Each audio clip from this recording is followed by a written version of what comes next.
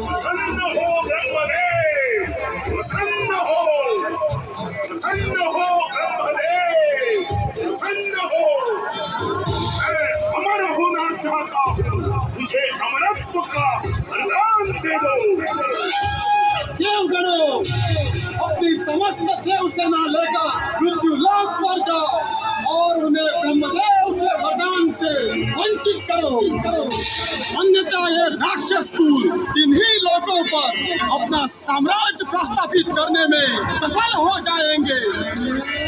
तेरा ये हाथ सड़क की ओर जाता है।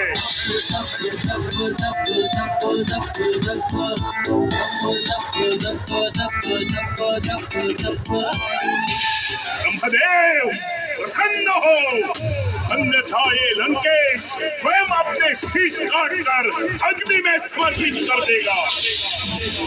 मैं लंका नरेश रावण हूँ, रावण।